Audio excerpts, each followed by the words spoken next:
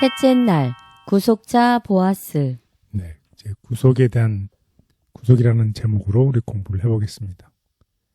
이 구속 redemptions.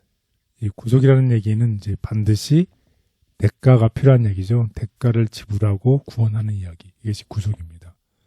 그래서 보아스는 룻을 깊이 사랑하고 결혼하기를 원했지만 그 룻과 그 집안에 대한 땅의 권리를 주장할 수 있는 이 친척 중에 더 가까운 친척이 있어요.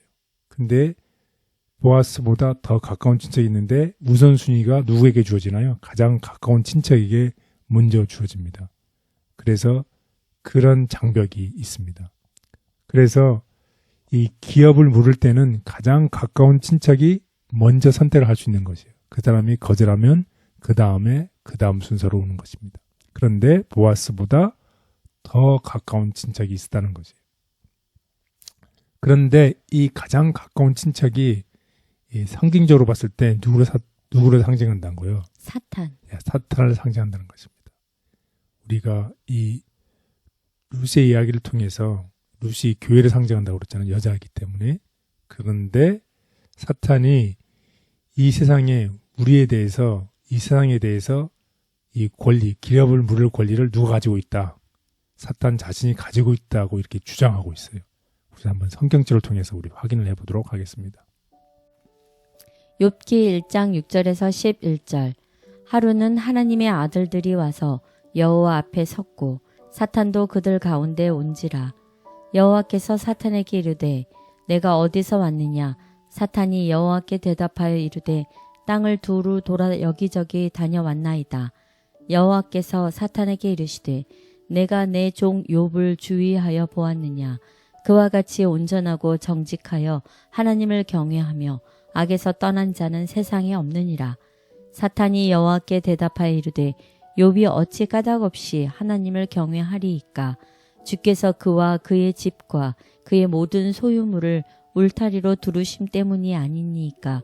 주께서 그의 손으로 하는 바를 복되게 하사 그의 소유물이 땅에 넘치게 하셨음이니이다. 이제 주의 손을 펴서 그의 모든 소유물을 치소서. 그리하시면 틀림없이 주를 향하여 욕하지 않겠나이까. 마태복음 4장 8절에서 9절. 마귀가 또 그를 데리고 지극히 높은 산으로 가서 천하 만국과 그 영광을 보여 이르되 만일 내게 엎드려 경배하면 이 모든 것을 내게 주리라. 유다서 1장 9절. 천사장 미가엘이 모세의 시체에 관하여 마귀와 다투어 변론할 때에 감히 비방하는 판결을 내리지 못하고 다만 말하되 주께서 너를 꾸짖으시기를 원하노라 하였거늘. 누가복음 22장 31절. 시몬아 시몬아 보라 사탄이 너희를 밀가부르듯 하려고 요구하였으나. 네, 이러한 성경책을 통해서 보면 이 우리의 구속에 대해서 가장 방해하는 자가 누군가요? 사탄. 네, 사탄이라는 것입니다. 사탄이 계속 비방하고 우리를 시험하고 우리를 예수 그리스도께 가지 못하도록 계속 방해하는 자, 사탄이라는 것입니다. 마찬가지로 룻의 가정에 대해서 기업 물을 자가 보아스였는데 보아스가 기업을 물지 못하도록 방해하는 사람이 있었다는 것이에요. 그게 누군가요? 가장 가까운 친척이죠. 그래서 마침내 성문에서 이 장로들이 법적으로 조사를 하는 것입니다. 그 사람에게 가서 네가 기업을 물르겠느냐. 그래서 어떻게 그 사람이 나는 하지 않겠다. 라는 이런 모든 조사를 통해서 법적으로 보아스가 구속을 성취했다는 것을 밝혀주는 이야기가 룻기서에 기록되어 있다는 거죠. 그래서 마찬가지로 우리가 이 세상에서 결국 이런 법적인 절차를 거쳐서 결국 보아스가 구속을 하는 것처럼 그런 일들이 있다는 것이에요. 그래서 하나님께서는 타락하지 않는 세계들을 대표하는 장로들과 천사들을 모으고 예수님께서 우리를 구속할 수 있는지에 대한 신중한 조사를 진행하고 있는데 그것이 바로 무엇인가요? 우리가 이 심판을 재림전 조사 심판이라고 얘기를 하고 있죠. 그런데 정말 어떤 근거로 예수님께서 그러면 우리를 구속하실 수 있을까요?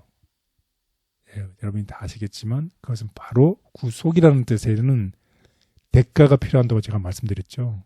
결국은 손해보시는 거잖아요. 대가. 결국 예수님께서 흘리신 피 때문에 우리가 악의 권세에서 해방시키시고 악한 자의 계획을 좌절시킬 수 있는 그 피가 구속의 근거가 된다는 것입니다. 따라서 예수님께서 우리를 위해서 어떻게 자신이 몸소 피를 흘리시고 우리를 구속하셨기 때문에 우리는 어떤 존재인가요? 우리는 대단한 존재입니다. 그래서 우리는 우리 자신을 낮게 평가해서는 안 되겠습니다. 자신을 낮게 평가하지 말라. 오늘날 영적으로 연약한 이유 중 하나는 그리스도를 믿는 사람들이 끊임없이 자신을 낮게 평가하는 경향이 있기 때문이다. 그리스도께서는 우리를 위해 무한한 대가를 치르셨고 그분은 자신이 택하신 백성이 그분이 치르신 대가에 따라 자신을 소중히 여기기를 원하신다. 자신을 낮게 평가하여 예수님을 실망시키지 말라. 하나님 앞에서 그대의 가치를 높여줄 기회와 특권을 받아들이라. 그분의 은혜의 보화를 받아들임으로 그대는 하나님 보시기에 귀하고 사랑스러운 존재가 될 것이다. 실제적인 경건함은 금실처럼 그대의 삶을 관통할 것이며 하나님께서 그대가 그분께 헌신하는 것을 보시고 내가 사람을 순금보다 희소하게 하며 인생을 오빌의 금보다 희귀하게 하리로다 라고 말씀하실 것이다. 온 하늘은 예수님께 자신을 드리고 그분의 힘 안에서 순결한 삶을 사는 연약하고 불완전한 인간의 영혼을 기뻐한다. 보아스가 마을문에서 공식적으로 친족으로서의 권리를 얻은 것처럼 우리의 친족 예수님은 심판에서 우리 권리를 회복하고 우리를 가족으로 맞으실 것이다. 인류의 구주가 되신 그리스도, 이 세상의 기초가 놓이기 이전에 하나님의 독생자이신 그리스도께서는 아담이 범죄하는 경우 인류의 구속자가 되시기로 친히 서약하셨다. 아담이 타락하게 되자 세상이 있기 이전부터 하늘 아버지의 영광의 참여자이셨던 주님께서는 당신의 왕의 제복과 왕관을 벗어놓으시고 베들레헴의 갓난아기가 되셔서 아담이 걸려 넘어진 땅을 밟으시기 위하여 높으신 권자에서 내려오셔서 타락한 인류를 구속하여야 하였다. 우리를 죄의 나라에서 하나님 나라로 옮기신 사랑에 감사합니다. 어찌할 수 없는 죄인을 건지신 예수님의 놀라운 희생을 찬양합니다. 지금도 세계 곳곳에 속박 가운데 있는 소중한 사람들에게 해방의 은혜가 전해지도록 도와주시옵소서. 예수님의 이름으로 기도드렸습니다. 아멘.